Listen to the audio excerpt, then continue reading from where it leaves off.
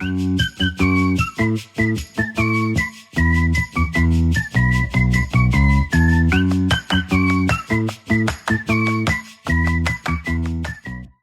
welcome back to the 16th episode of the Two Brits. Wrong.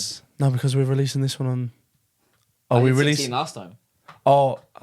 Interesting. So this is the 17th episode. I thought we were releasing this one on Sunday. Look, first thing, see, when I don't take over and I don't take control, you get it wrong straight away. Don't disrespect yourself.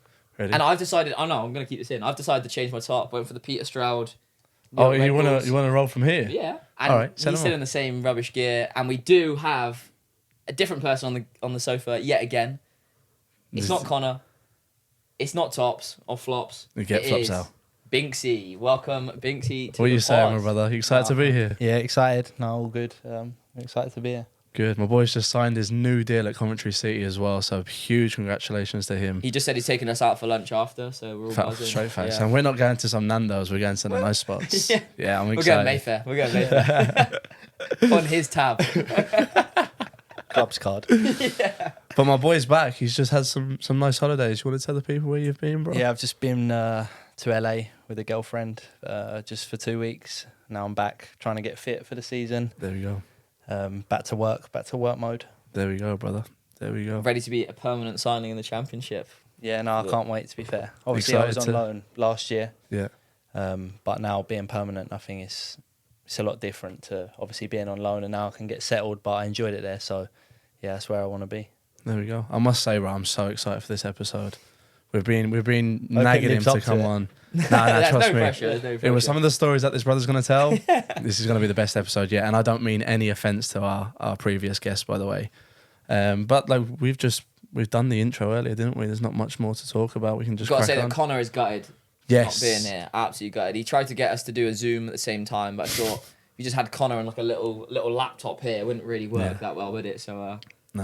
Unfortunately, he can't be here. Tops didn't want to get involved in this one. He said he's one and done. He did quite well in his last episode, though, to be fair to him. Yeah. You were very nervous. Been subbed out now. Yeah. He's over there on the bench. Bless him. Cooking. He was shaking like this. When he said he prefers Trent in midfield. Yeah. Some of the outrageous. Trent, he's not midfielder. There's a reason Klopp's never played him in midfield. For me. There you go. It's exactly what we were saying, no? we said, yeah, let us do the talking about football. And then, upstairs I said, you can be involved. Like, you were good on the episode. He said, I think you'll be going too depth about football. I won't know what you're talking about. Love it. So I beat her. There we go. But no, come here, Binksy.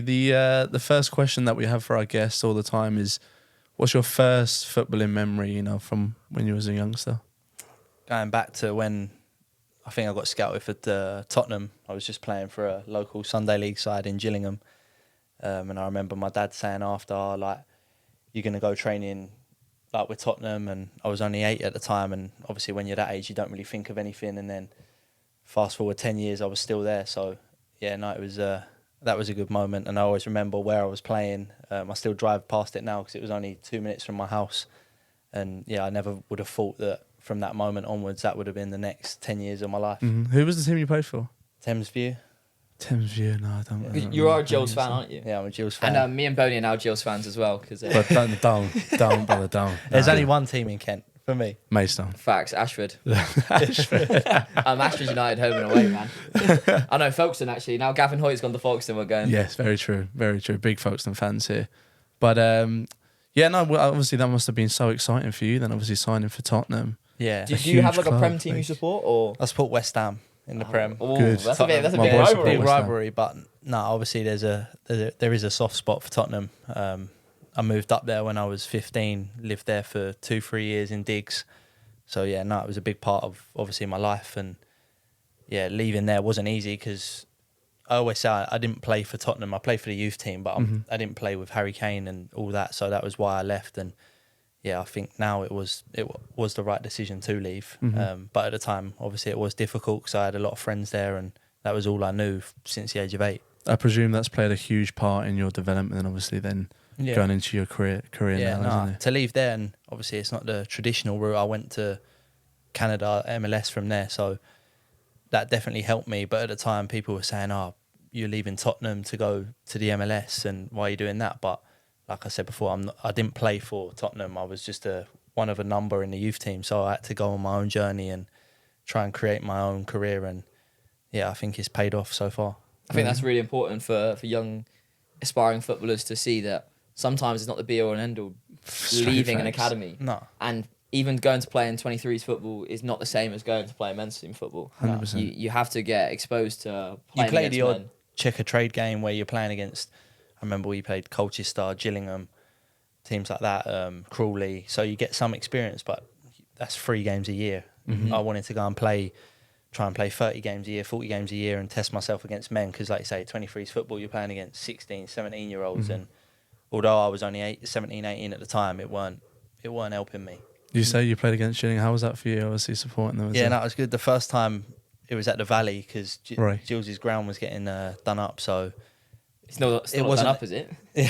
I've seen that away. And they're still working on it. But yeah, no, at the Valley, so it weren't as special. But then luckily we got drawn against them the year after, which was at Gillingham, and yeah, no, it was special. I think half the crowd was your family. I think I sold the ground out myself. That's ledge. But yeah, no, it was good, and yeah, Gillingham's my club, so to go there and play was brilliant. Did you get anyone's shirt?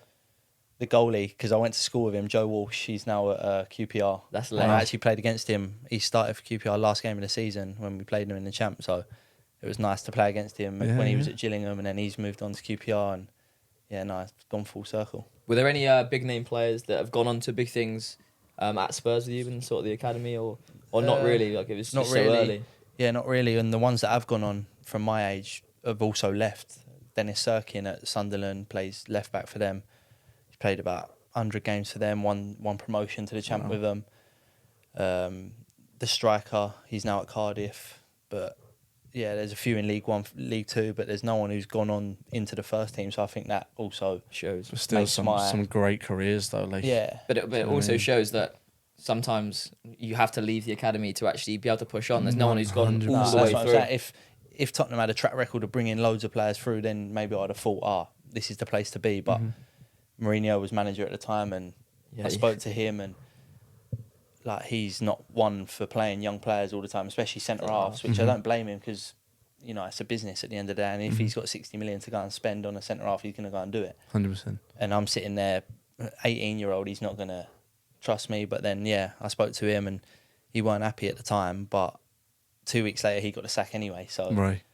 yeah, no, it was that was a weird feeling speaking to him and telling him I didn't want to be there when he's saying, because at the time he had me with the first team training, so he was showing me a little bit of belief, and to turn around to him and go, no, I don't think this is the place to me, wasn't easy, but Of course. How was that That's so experience brave, for you? isn't it? Yeah, so brave. yeah. But we'll come on to that because then you go obviously Yeah. over the water Yeah. and stuff. And then but I met him 2 years later when we played against Roma in Italy. He was the manager, and yeah, there was no like bad blood. He was like, "How are you?" Like that's awesome. all buzzing. It's a and respect that. thing, isn't it? Yeah, Like, no. And I think he knew deep down he was just trying to protect the club because the club didn't want me to go. But yeah, no, I think he respected it as well. So how did the move to the MLS? How did that all come about? Yeah, I remember where I was. I was leaving the training ground at Tottenham. They said, my agent rang me and said, like there's Bologna in Italy. Like, how would you feel about going abroad? And I was like, yeah, like, I want to go abroad, but I still want to play. Like, am I going to walk into a Serie A side at 17, 18? And I've got the same agent as Thierry, and he said, well, Bologna own Montreal in the MLS. So he said maybe you could go there for a few months, play, and then come back to Bologna. And I said, yeah, that sounds good, because I still wanted to be in Europe. I didn't want to lose that. Like just go to the MLS and be forgotten about. I wanted to have some like European ties, and yeah, I went there. Luckily, done well, and then in the summer, Bologna did want to come in for me and did end up buying me, but then left me out there for another year to keep gaining experience. Right. I saw a little video yesterday that when you got your move to Montreal, Yeah, it was during COVID, right? So they had to. I was there literally. I think I played 2 games in front of fans, and then COVID hit. Right. So But upon arrival, you shared a hotel with A special someone. a special someone. Special someone in my yeah. heart, anyway. yeah, Thierry no. Henry. Yeah, no, it was weird. I was in a hotel and they said, "Oh, we're shutting this hotel down. There's not enough guests." And I was like, "Oh, where am I going to go then?" And then he rang me and was like, "Well, come to my hotel. They're shutting the hotel down. It's just going to be me in there." And I was like, "Fuck, like just me and him in a hotel." It's like quite surreal. But yeah, I was. So were you like eating with him and stuff, or it's all in the rooms locked Nah, away? there was still like little, like you couldn't do that, like couldn't do this, couldn't do that. But I'd go. He'd be sitting in reception every day, same seat. Like You said, yeah. I'd go down out of reception, see him like all nervous, like go Yeah, for, yeah. go out for a run, come back, and then I'd be sitting there for like a good few hours, but it felt like 10 minutes just picking his brain about football, like best defender he's played against, best stadium. Like obviously he played. I think I was asking him like best. Oh, it's like surreal thinking about it now. Yeah, but of course, bro. I can imagine. The thing is that is like my dream as well. Bro, I'm That is completely crazy. with you. That is Just- my dream, just to be able to talk to him. Oh, And let honestly. alone But now being when in I that talk about it, it situation. don't even feel real. Like can the imagine. whole time don't feel real. Me being out there, obviously being 18, living in Canada on my own, but like sitting like this with him, Yeah.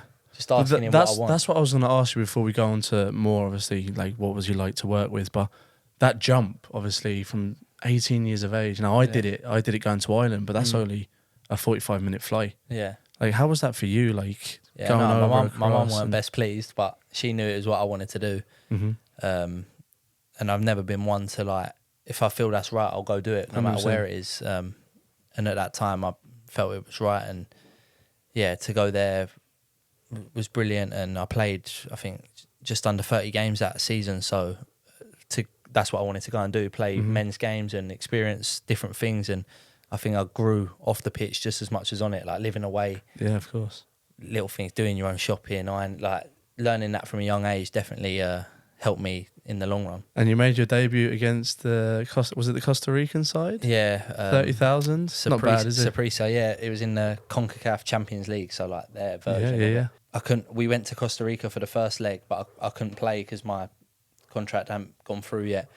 And I think there was like 40,000 there, like hanging off the. You see, like Yeah, the they're South mad. American. Yeah, they're mad. Like throwing flares every 10 minutes on the pitch, turning up to the game, like stuff getting thrown, and I was like I wanted to be playing, and Yeah. I couldn't. I was sitting in the stand, but yeah, the second leg I played, and it was surreal in the Olympic Stadium in Montreal, 30,000. Yeah, all my family were there for that one as well. So yeah, it was. So they were there for your debut. That's Yeah, so sick. Did they come get out. to come over often, or was it just They for come that out particular then, game? and then 2 weeks later, COVID hit. Yeah. So they couldn't fly out. I couldn't fly home. So I think I went 9 months without seeing them. Wow. That must have been FaceTime tough, bro. spamming. Yeah. Yeah, that must have been Constant. tough. I know. Yeah, at least Fortnite was out then. So Yeah, every night. Thanks. And the thing is, when your parents are annoying you, just decline. Yeah. Decline. Yeah, I think I was Bro, like too, that. too busy getting the dubs. Too busy getting the dubs. What was Thierry Henry like? What was he like to work with? I can imagine it Very must have been intense great. because you look at his career. He's played with the best players, best managers. So he demanded a lot. But yeah, I think that was what I needed at that time. I think if I went there and had a soft manager, maybe I would have took things for granted and not always turned up and been at it. But when you had him as a manager, you couldn't afford to do that because he was demanding. So he installed a mentality where you had to be at it every single day. He Winner, wouldn't, isn't he? He wouldn't Wow. let anything slide. But obviously that comes from his background and where Yeah. he's been. And yeah, no, that was definitely good for me because that helped me going to Italy and everywhere I've been in the long run. How long was you in Canada for then, playing in that I league? was How many there- appearances did you rack up? Can you remember? Or 28 I got. Wow. I was there 18 months, but I was there one season and then 6 months of the next, but I was injured for the 6 months, so Right, okay. I only played 1 year. But that was a weird time because we only played, I think, 29 games, whereas normally there would have been 30, 40, but because of COVID, they cut back on some games. So, yeah, no, I would have liked to have got more, and I did enjoy it out there, but yeah, 28 at that age, I would have taken. Yeah, especially 100%. comparing it to 28 in the under Yeah. 23s league. It's Yeah, exactly. so different, or even 3 in the Checker Trade Trophy. You know what I mean? 100%. And we were there a few weeks back, and we saw the standard of the Red Bulls there. Good standard, especially. It's only going going there one at a way young as well. I age. think the World Cup's going there, 2026? Yeah. Yeah, they got the Copa America there at the moment, haven't Now, they? yeah. Yeah. A few boys from Coventry are out there playing. But yeah, I think after the World Cup, soccer out there will just take off. It's Skyrocket. I definitely get those vibes anyway. Did Thierry Henry ever join in like training or anything? Did All he? the time. Really? I remember we had to move to New York because of COVID. We couldn't travel borders, so we moved to New York because obviously he played there. So I don't know if that had a effect, but yeah, we were using their training ground, and I always remember at one training session we stayed out, and I'm defending 1v1 against him, and I just couldn't tackle him. And he kept going like try. And I'm like, I'm trying. And he's like, come and nick it this side. So I'd go that side, he'd roll that way. And then he'd go, right, try the other way, go that way, go that way. He went, football's easy. He said, football's easy for me. And I said, like, why? He said, because if the defender goes right, I go left. If you go left, I go right. So one time I went, I'm not going to try and win it. I just stood there. So he stood there because like, there's no pressure. Like, so then as soon as I went to nibble at it, it just goes round you like it was a joke. It's scary how good he must have been then when he was at his prime. Because if he's doing that stuff when he's a bloody manager now. Yeah. Like, it sounds so simple when you think of it. Like if I try to tackle you on the left, you go right. Like it sounds silly how His easy. reaction, But in a way, you've got to have good reactions and Yeah. you've got to be so sharp with it to get that yard, I suppose. But no, he'd join in and be the best player. I actually heard a thing as well. I listened to his Diary of a CEO podcast. He said that like for the last like 10 years of his career, like his Achilles, he could hardly like run and stuff. So could you imagine if he was like a fully fit, what it would have been like? Mental. there's that clip, mental. bro, where he's just it was against either Barca or Real Madrid. Real Madrid in the Champions League. He just knocks it past. Yeah. I think it was Real Madrid because he knocks it past Ramos. Doesn't even look like he's opening the stride. He's just gliding. Jumps over. Stop. The then, runner was a joke. Roberto Carlos like comes in and like kicks the ball out of play. And then he gives it like the smug then after to the fans and all. That was the 1-0 at the Bernabeu and he scored actually. He scored. Was it? Yeah. Do you still like keep in contact with him or? I suppose if you saw each other, really. You know, it's like it was at the end. He was still my manager. Do you know what I mean? Of course, you have that I relationship forget, where I'm a player, he's the manager. But I texted him when I left, and he left before me. Actually, I texted him when he left, and he sent me a nice message. Then he become involved in Como, who obviously I later signed for, and I saw him at a game. He come to watch, and I had a photo of him. All my family saw him again and had photos, so it was nice for them as well to. What an experience, bro! Damn, to meet him. What an experience! I'm sat here jealous. I'm not gonna lie. Like, damn. I'm so jealous. So come in and you get obviously you do the couple of seasons at Montreal. You then get your move to Bologna. Is that right? Yeah, obviously I knew they were connected, so there was that hope in the back of my head, like I want them to come in, but I never knew if they would. And then obviously I must have done half all right. So then they said like, we want to bring you to Italy, and me being a defender to go to Italy, like you can't really say no. Of course. And the manager who was there at the time obviously had a great career in Italy, so I thought if I can go and play for him, it'll be some experience. But still, in the back of my head, I thought, I'm in America at the minute, will they take me serious? You know how the MLS is perceived. But then I went there and I done well in pre-season. They were like, right, you're staying, you're not going anywhere. And then I went on to play that season a few games. So to play in Serie A was obviously like a dream as well. How did it compare to the MLS playing in Serie A? I think it's quite similar. Italy's quite slow and very tactical and like that, and I think the MLS is as well. The MLS has a lot of quick attackers like South Americans who come up, but I think it's not too dissimilar, so I think that helped as well, like the transition into it. But the changing room there was, the main language was English. There was a lot Really? Really? Yeah, there's a lot of Scandinavians, Dutch. Yeah. So it was quite easy for me to fit into that. Were you having Italian lessons or anything, or you decided not to? Or No, I was. It's difficult though when you go out and you speak. Like you try and speak Italian, everyone speaks English, so they just reply in English, and you feel silly, and you're like, just start chatting English. But my best mate there was Scottish. Like the whole change room spoke English, so it was hard to learn. There you go. I can understand it though. You can Can you? understand it? Yeah. To be fair, Really? you replied to me on Instagram yesterday in Italian. I was like, I love that. What does that mean? You must have had some serious experiences out there playing against bloody like Juventus, Inter Milan, AC Milan. Milan. Yeah. No, I remember coming on against AC Milan. We had 9 men, and we were 2-0 up, and I thought like I might have a chance. It's such Italian football. 2 red cards. 2-0 up. And I thought I might have a chance coming on here. And then the manager turns around and went like, "You ready?" I was like, "No," but like, he was like, "You coming on?" And then I come on, and because we had 9 men at the time, they just put on every attacker. They had Leao, Salamakers, Giroud, Ibrahimovic. Everyone was on the pitch at the time, and we ended up losing 3-2. I think Zlatan. There's a clip of me coming out to block it, and Zlatan just bends it round and then just turns around and gives it like the big arm spread. Wow. But no, it was some experience. I swapped shirts with Giroud after the game, so no, it's nice looking back at like France's all-time top goal Yeah, that is scorer. unreal. Wow. I'd love to pick your brains and get an understanding as to why these players are like the top, at the top, I think top it's just level. mentality. Everyone says that. It's like, Does it go back to Thierry Henry and having obviously that they're mentality? gifted. They are gifted. Yeah. They have a different talent to everyone else, but that only you see players who have talent and they're not where they are. And like even like Ronaldo and Messi, to be at the top for that long, it's got to be mentality. Really? Nothing else. Just bringing it every single day. Every day, like turning up and just applying yourself. And it sounds so cliche because when you're younger, you hear it and you're like, yeah, all right. But like even now, you see players who I play with, who have had great careers, and you're like, they still turn up and do everything right, and yeah, they don't come away from what's right.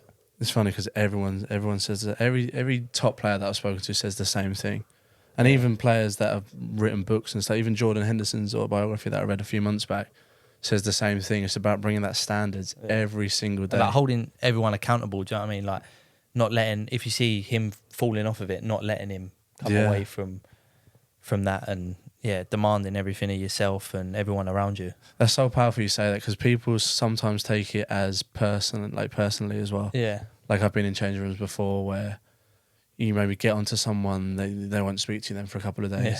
But that is literally, in order to be at the top level, that is literally what's, that's... But it's such a different environment. I think even we've kind of done it a little bit with Tops, like working on the podcast. It's like, if something is wrong, we'll say like, "What are you doing? Like, this is wrong." And he'll be Top like, starts "Why crying. are you having a go at me?" Or, It's like, no, you're not having a go at you. Just like, we want it this way. Like, we're doing it this way. We've done it this way before. Why are you changing it? Like, your standards are slipping a little bit. Yeah. And I think like sometimes you might think, "Oh, it's personal." Like, what is he? It's like, we're mates, bro. Like, literally. It's not that deep. But I think football is just such a different environment to anything else that you have so to demand. cutthroat. Like, it is.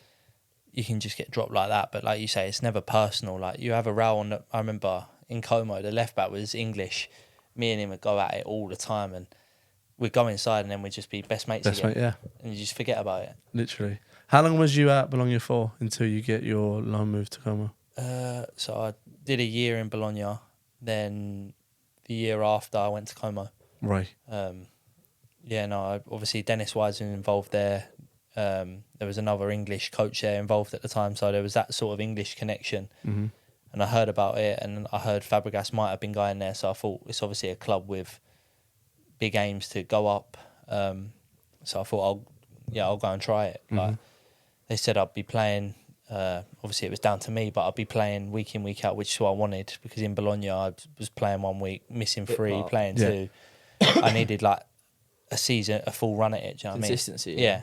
So I went there, and I enjoyed it. It's a nice part of the world. Beautiful. Imagine.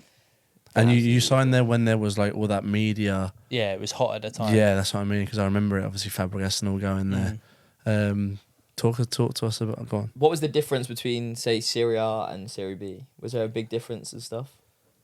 Not too much. It was more. I think the quality of player was definitely there was a big difference in that.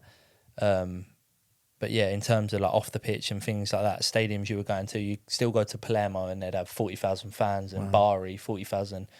But even in the Serie A, you have the top teams that get all the fans, but then you have the bottom, or like the bottom 10 will have no fans, and it's the same in Serie B. So you go to like Verona, Salernitana in Serie A, and they'll have 5,000 fans. Really? Where it's the same in Serie B. But yeah, the quality of player was definitely there was a big difference in that. It was actually so strange though, because we actually went over to watch you play, and I remember you'd have a goal kick and you play out from the back, and you just walk all the way up to the halfway line with the ball, and the other team would be in their half just waiting for you to come. And I was thinking, in England, like if someone was going to start playing that, you'd at least like half press. Or, yeah, I think that suited me them. though, because I like being on the ball and playing. And you hit that dialogue about 4 times that game, just straight in. Probably out of play, but it suited me being out there and playing. Like you say, everyone, it's all about defending out there, and everyone is behind the ball, so you got to. That's why the football is very slow, because it takes ages to try and break them down. But it definitely suited me and helped me. How did you find like the fans compared to in the MLS? Because I was going to ask about the fans. Yeah, I've got to say that when we went to the Como game, I think was the capacity is quite a few at Como, but because of police, there was only allowed 6,000 in the stadium. Oh, really? And the other side of the stadium, no one can sit, because it's standing, but it's not safe, and Right. so they only get about 6,000, but it's quite a good stadium, so the atmosphere is quite good. It's really good. Really good. What are the fans like? Like In Italy? Yeah. Are they as mad Crazy, as they? yeah. Really? I remember in Bologna once, we were playing Spezia on the Monday. We turned up to training on the Sunday, and there was like a grass bank by the training like pitch. Mm-hmm. We've gone out to training, and there's about 5,000 fans like hanging off the fence. We were going through like quite a bad time, and we were like, "What's going on?" I didn't know what was going on, but the Italians were like, "Oh, it's normal. Like they come when they're not happy. We'll have a chat with them." We were standing there for about an hour, and he had like a megaphone, and we're screaming like, "Tomorrow you have to win. You have to die for the shirt." And I was starting the next day, and I was thinking, "Oh no!" Like, Did you genuinely then go into the game like with pressure or? nah, like you just forget put- about it then, but like when they're in front of you shouting, like flares are going off, like big like fire things, and you're thinking this is training, like. It just But means so much to them, doesn't it? our manager was crazy at the time, as a Serbian, so he was like riling the fans up as well, like saying like, "Yeah, we're gonna fight for you" and all this, and then they were loving it, and they like after they were like, "Okay, brilliant, like go and train." They stayed for the training, watched the training, singing flags. But yeah, and then luckily we did win. I was just about to ask. I said, Yeah. "Brother, please tell me you won the game. Yeah, no, we Please tell did me win. you won the game." Arnautovic actually scored last 5 minutes, so he sort of saved us. What was Arnautovic like? Actually, Yeah, no, strong he's- boy. He's a character. So yeah, like you hear stories about him, and obviously I'm a West Ham fan, and you hear stories about when he was in England, like he's big time, this and that. And I heard he was signing. I thought, oh, how's he gonna be? But like, nicest bloke ever. Like, Really? he took to me because I was English. I supported West Ham, and yeah, he's. I think his kids were born in England, like went to school, so he's got a connection with England. Yeah, of course. But, Hammerfoot, no? yeah, mate, his legs are like so big, like honestly, so strong, and Really. like even marking him in training probably helped me without realizing because yeah, like I think he's underrated, and obviously he's at Inter now, and there's no surprise he's back at a top club because he is that good. Hmm. What was the lifestyle like? Do you drink your coffee? Yeah, I got into it out there. To be fair, I Nice. didn't like Italian food was never my go-to. Didn't Really, like yeah? it. Really, Didn't bro? like Well, no pizza, pizza? pasta. No, I didn't like it. No moved there, way. moved there, and it changed. Like now I'm all over it. Addicted. Coffee, yeah. Little coffee on the balcony. You in must the come here and try a mornings. pizza and think, oh, it's not the same. Yeah, no, it's not the same. But yeah, no, the lifestyle's so different out there. Like day before a game, we'd stay in a hotel, home and away. So the players would be on the wine, like at dinner. No, Like, really. They red wine, like just down in red wine, but that's what they do. Like The But culture. I heard it's actually smoking in the showers, like no serious? way. yeah. They're all Wow. on the like e-cigarettes, all of Yeah. them, but a few of them, yeah, smoke. Like it's just, but Wow. that's their But culture. that's like. the- Were they Exactly. any at half time and stuff? No, never at like half time, but Unless you're winning 3-0. I suppose if that's your culture and that's what you've been bred into, crazy. then Yeah. you're not going to come out of it, are you? No. I heard that about Brozovic. Brozovic in like the World Cup semi-final Yes. Yeah, yeah, yeah. against England. Mhm. He was just having one at half time. yeah. Just like, oh no, before, in between extra time, he like snuck off and had one. Really? Yeah. I played with a player in the MLS as well. He's Slovenian, but he played in Italy for like so many years. And I remember one day we were in the hotel, and this was my first like encounter of a player smoking. Like we're sitting opposite. He had his feet up on the balcony. Yeah, Louis, big fag hanging his out his mouth, and I was like, what's he doing? But like obviously it's It's the way of life. Yeah. Yeah. Your Damn, lungs, that's what I mean, bro. man. Your asthma I'll pump be, and the yeah, cigarette. I'll be blowing. I'll be absolutely blowing, but what an experience that must have been. I must say that me and Tops, we actually ended up, and to be fair, two of my good friends, Sam and Fordy from back home, we came and watched you Yeah. in Serie B in Como, and unbelievable. Como, the stadium, everything was unreal. Such a good day. Yeah. But obviously, I'm an Arsenal fan, so I was buzzing, obviously, to watch you. Yeah. But Cesc Fàbregas was playing, so I was like, oh my God, I'm buzzing to see Fàbregas. Yeah. Gotta be honest, it wasn't Cesc's finest game. No, I think it was nor mine. your last home game of the season, I'm pretty sure. Yeah. So, can't remember who it was against, but yeah, no. it I began with a remember T, I'm pretty sure. They played in like, Tanana. yeah. And Was there it? There wasn't many fans for them, but Nah, they were they all are just mild. like, all topless. Yeah. Just you don't get mental. many away fans either out there. Oh, really? They don't really travel. Is that for safety reasons or no, it's just the they way? just far. don't go. Yeah. Really? Yeah. But I remember, so obviously, buzzing to see Binksy play, buzzing to watch Fàbregas. Fàbregas is having an absolute honker. Can't stop giving my the ball boy. away. But then, unfortunately, Como go 1-0 down. Cesc gives the ball away on the halfway line. Binksy tries to recover, gets chopped, penalty. Damn.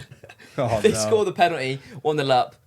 Second half, looking, Where's Binksy? Where's Cesc? Their numbers up on the board. no. Both get dragged. So we've flown to Italy to watch them play. But when he went, right, Binksy, you're off, I was like, and then they went, Cesc, you're off. I thought, there's worse people to be dragged. Yeah. That's probably if there was a player to get dragged off with, it has to be Cesc Fàbregas, 100%. If it's me and him, it's not too bad. What was he like? Because I heard a story from Liam Kerrigan, and he said that obviously because Cesc speaks English, like he was going to him with like Netflix suggestions and stuff like that. I didn't know you at the time, and I just used to think to myself, wow, Liam Kerrigan, I've gone from playing with him, and now he's just chilling with Cesc Fàbregas. Like, what was he like? That's so like down to earth, like a normal bloke. Like Really? we have the same agent as well, so there was times where the agent come out and me and him would go for lunch with him and just be sitting there having lunch. And when we used to do double sessions at Como, we used to have to go to a restaurant like 10 minutes down the road, and he'd drive us, and I'd be like, I'm in the car with Fàbregas. Like, Yeah.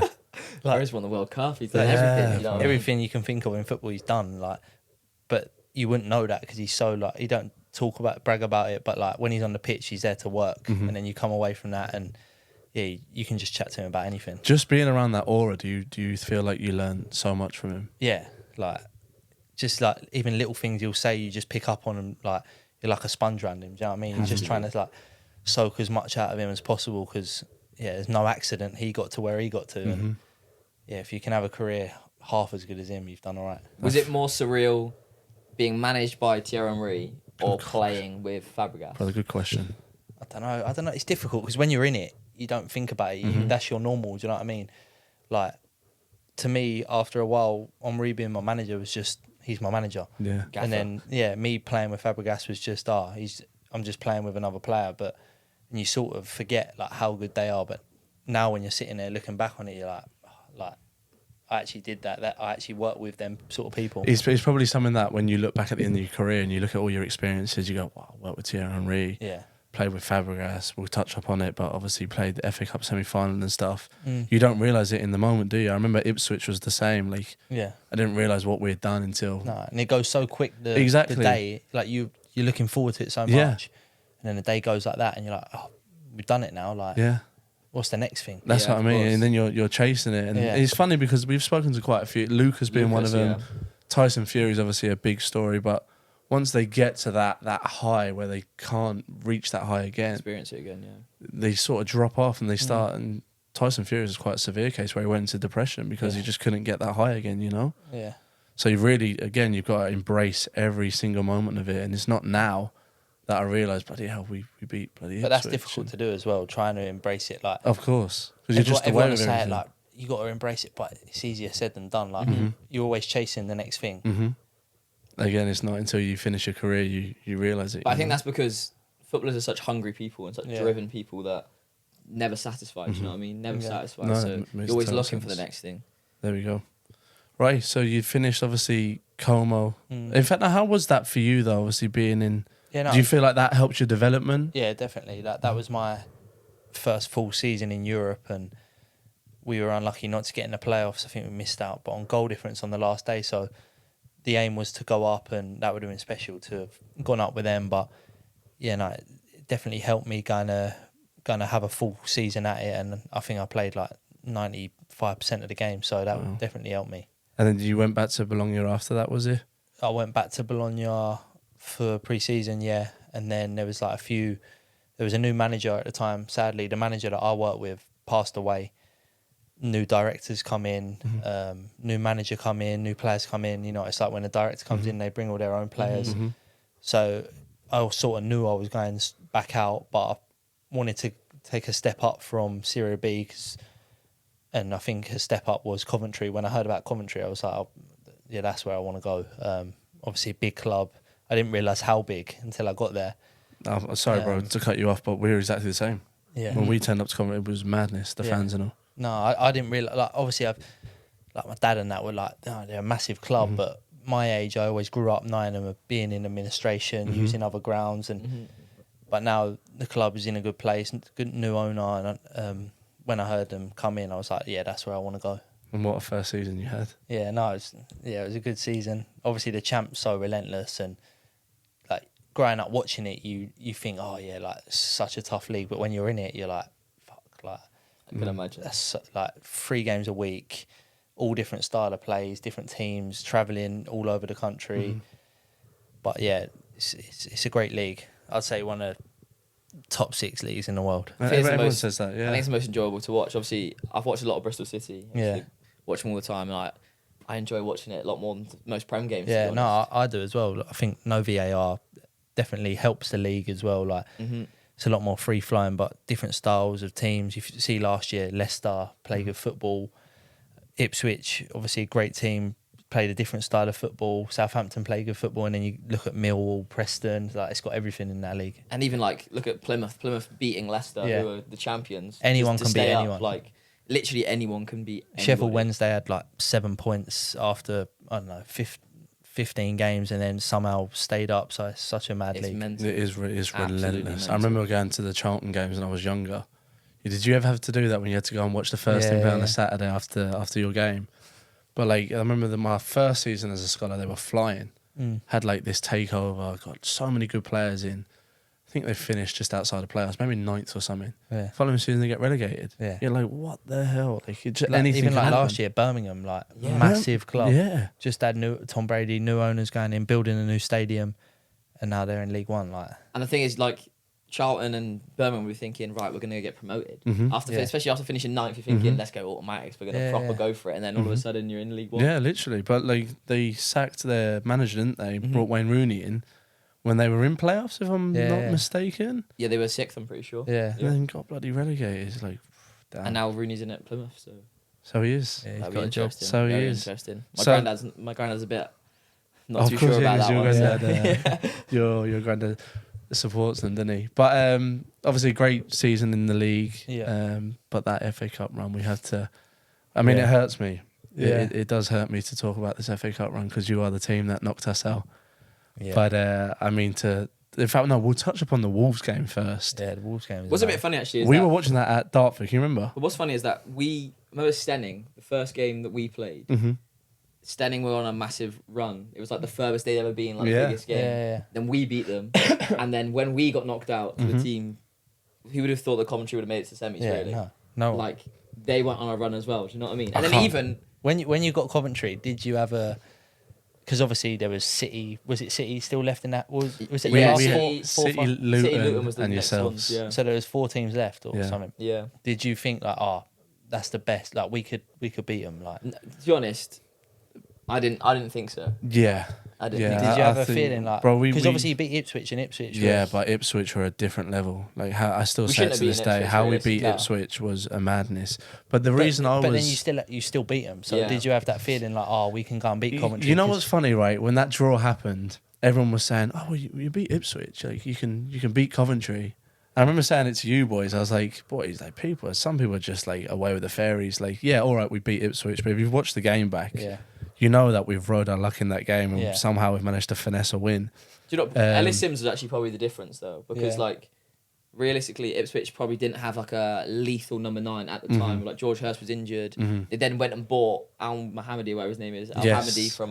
But he couldn't From play. Wimbledon. He was on. But yeah, they bought him after. They spent like And they bought Kiefer Moore in after. Yes, yeah. that's right. So like they didn't have like a lethal number 9, and obviously Ellis Sims scored 2 so early, and then we're 2-0 down away at Coventry. We're never going to get back into Yeah, the game no. realistically. Like I remember just saying to, I think Gaffer said at half time, just go out there and give a performance like you're in front of the TV. Yeah. You've written history, everyone's watching, just go and do yourself and your family proud. And that's literally what we did Yeah. for the second half. And then 2 late goals on, bro. I was like, oh, no. And then because, what was it, 3-0? Oh, no, I don't know where I'm going here. 3-0, but then you scored 3 against United. We'll come on to that. Yeah. I was like, that would have been such a cool thing. Well, they put 3 against United. They only put 3 against us Maidstone boys. Yeah. Do you know what I mean? That would have been cool. But Tavares 2 tap-ins. Yeah. I was buzzing though for that draw because obviously we're close with yourself, but Matty Godden as well. Yeah, yeah. Obviously, like I said to you off camera, there, growing up with him. So I think the boys were sort of like, oh, we could have got City, but I was like, you know what, Coventry's a good one. Yeah. And then the experience that match day, which by the way, if you haven't seen the match day vlog against Coventry, Did go you and travel see up it. on the day? Yeah, Yeah, we Yeah. did. yeah, because it was a late Yeah, kickoff. that Maidstone It's not club. too far either. That like. Maidstone club are cost cutting all they can. 'Cause it was actually because it was an evening kickoff and the distance.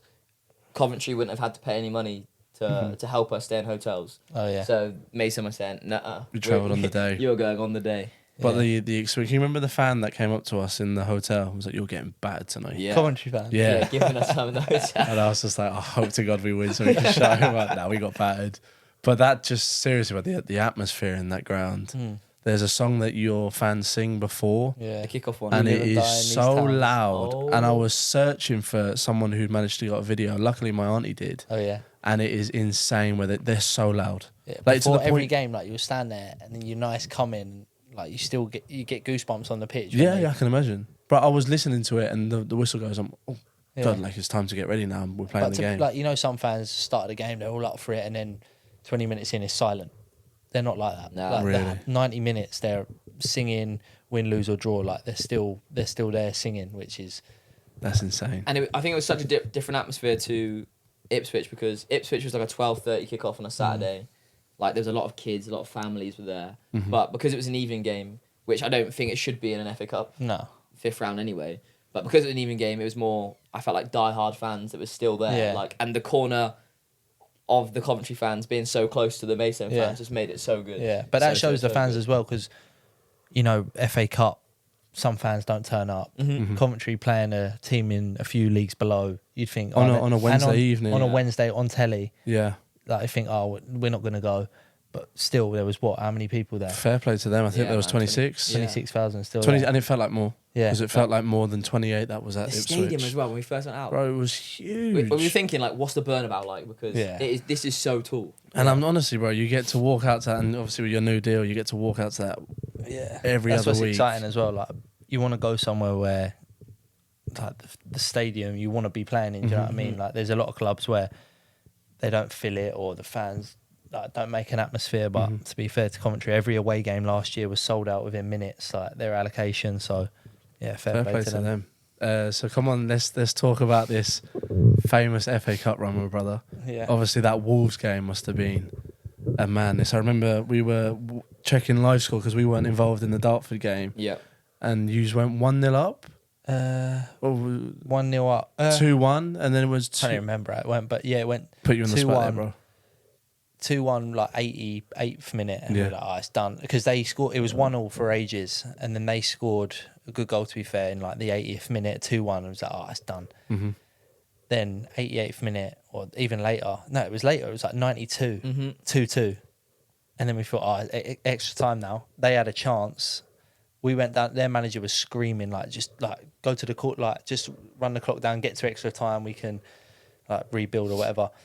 Then we went down the other end, sort of a hopeless ball in, good touch by Ellis, and then Hadji scored. unbelievable. Hadji's the goal, great man. finish. Oh, and then Hadji's the like goal. it didn't sink in. Like Casey's run on the pitch, the whole length got booked, couldn't play the semis. That was crazy as well. Oh, is that why you couldn't play the semis? Yeah, because he was booked. No, I And didn't then realise that. like everyone's running everywhere, and you think like we're going to Wembley now, like to play. We didn't know at the time, but to play Man United. Wow. Is that? I mean, I was going to ask you then. Is that the draw that you wanted? But you had Chelsea, City. I think United, Really? City are a different animal. Aren't Yes, they? Like, very true. although I feel like we could have gave them a game, I think I still wanted United. Like how big they are as a club. Like playing at Wembley on its own is Wembley, but to play Man United, biggest club in the world, for me, yeah, it's like different. And what was that like? Just not even the game, but just obviously that build up to the fact that you're going to play at Wembley. Yeah, like the Your build family up. and friends are there. Yeah, Like even- dreams. Like it's difficult to think back to it now because like I said before, everything just goes so quick. Like you're looking forward to it, and then all of a sudden it's done. But yeah, like the day of the game, we travelled down the day before, see all Coventry fans like flying down the motorway, see Man United cars going down. So you're like, they're all coming to watch us. Yeah. Get there, like Wembley Way's like bit buzzing. Fans are down there drinking. Day before, look out your window, they're all walking around, shirts on. And then the day of the game comes, and yeah, fans everywhere. We went up to the rooftop, and there was like outside Wembley Arena. There's a little like they had little bars and that, and all the fans spot us and they start singing, and yeah, no, it was Wow. crazy.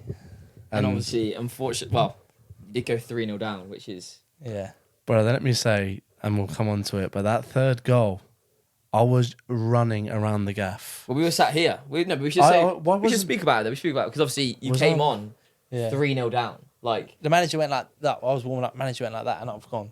He went, yeah, because I thought bringing on the centre half, 3-0 down. Like, went over. He was like, got ready, whatever. He went, just go and enjoy yourself. Like, it's done. Went out there, 3-1. Like consolation. 3-2, and then some players' legs started to go. Like Rashford was trying things, like not getting back, and I thought they're gone here. Like, we've got them, and then all of a sudden, ball back post. I've slid in.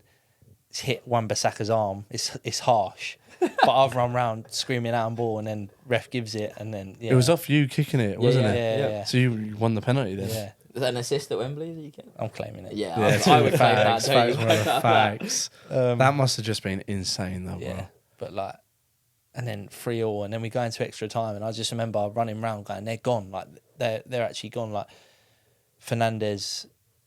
Someone tackled Fernandez. He stayed down for ages, rolling around. We brought on another winger, kept beating Wan-Bissaka every time. McTominay had been injured, to be fair, leading up to it. Couldn't run. Anthony come on and didn't do a lot. And I thought, like, we've got him here. Like, and obviously we scored the fourth, which I still think, I'm going to say it's still a goal. It but is it's still a literally, goal. That was in here. It was going off. The screams in here were mental. I Oh, can't- bro. That video of you running around the back of the goal is so good. But I ran off, obviously running round. Like, obviously the balls are on the cones. I'm smashing them into them. And then the other centre-half, Bobby Thomas, come up to me and went, it's going to VAR. And I forgot, because obviously we don't play with that. And obviously it's not natural for me to think about that. And I went, oh, no. Like, obviously there must be something. And then, yeah, they didn't give it. And What was it given for again? Offside from the slid through, wasn't yeah, it? The honestly, pass out it wide. was not It even was- me. This is why I think when you watch things like the Euros, the VAR in Europe is so much better than in England. Yeah. Like, they just need to use that wall system that they have. And I've seen so many different angles, like, that looks off, that angle don't look off. Yeah. So it's like, what one do Exactly, you... well, they should just use that wall system where they can literally, like, And it took about 3D do it. 7 minutes It for took them so to- long. Yeah, whereas you see, like you said, the Euros Champions League, that it takes 20 seconds. Yeah. That's What where was- it needs to be improved. And there's a they're having a meeting about getting rid of it in like the Prem and stuff. Are aren't they? they? I think a certain amount of teams have already signed up for it, so that'd be interesting. Oh, to see sorry, I what did see that. happens. Yeah, I did see that. I think they are keeping it now, though. But what's so strange about the FA Cup is, like, we don't get VAR and we play in the same competition. Obviously, in certain stadiums, if you play in a Premier League stadium in round 3, you get VAR. But if you don't play in a Premier League stadium, then you don't get it. Yeah. Like, how does that work? That shouldn't. They need it all or not Yeah, at all. exactly. Like, it's just like installing it in Mason United if you're really going to do it. Like, Yeah. it makes no sense. What was the feelings after the game? Everyone was gutted, obviously. Yeah. Some boys have missed some penalties, and obviously they're gutted as well. But there was that sort of feeling like, what more can we do? Like, we've come that close. Like I said, the goal, I still think he could have gave it and no one would have moaned.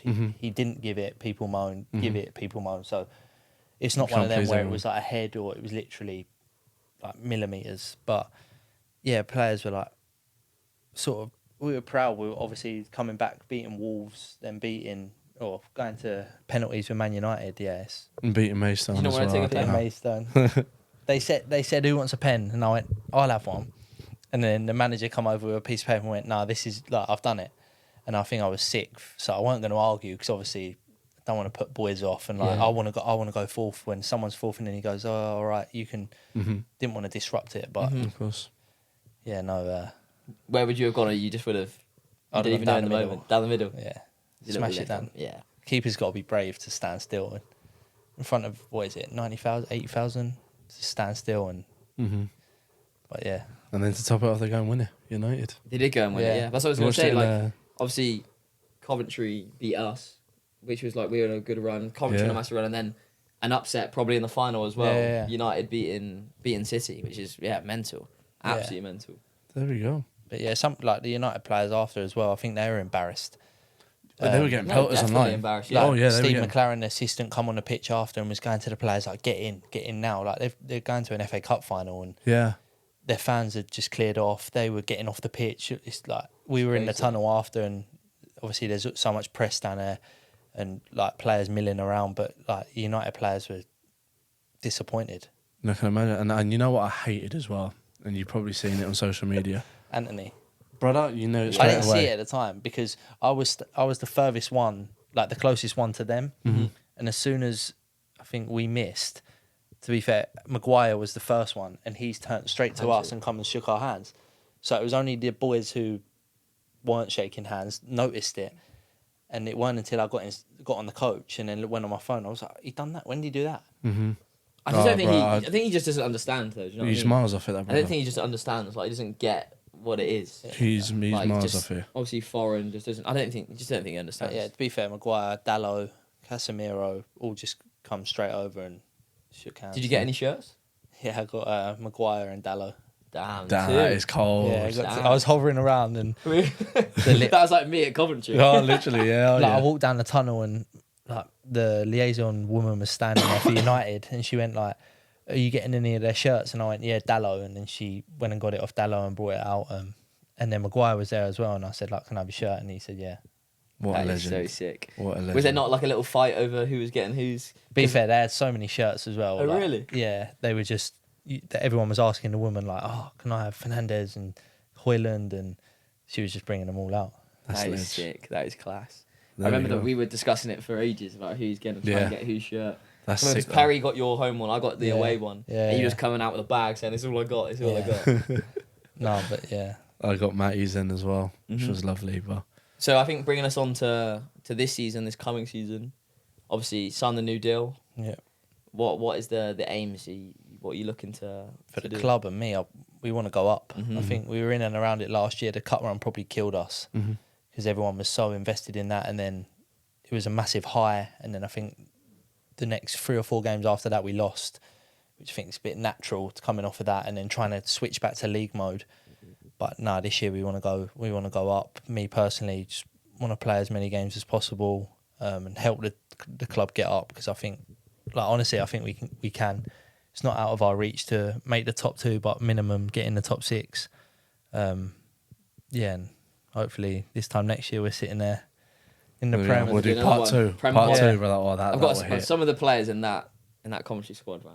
are No, there's unbelievable. talent in that squad. Unbelievable. And they're all And we're young. such genuine guys as well. I remember chatting to Casey Palmer after the game. I was fanboying. What a lovely guy. Yeah. Like a proper Like when good I went guy. there, I thought, there's going to be some bad eggs in the change. There always is at clubs. But honestly, there's not one. Yeah, at that I club. noticed that. They were so nice to us after the game. Like I said, Casey played at Charlton just before I went there. So maybe he knew that because obviously we got mutual friends and all. But I didn't expect him to chat to me the way he did. What a lovely guy, bro. he was legend. Even like he knew who Mo Fowl was. Yeah, Like top he just knew people. guy. Like he was just happy to speak to us. Like speaking Yeah. about his boy and everything. Like it was, Yeah. honestly, it was.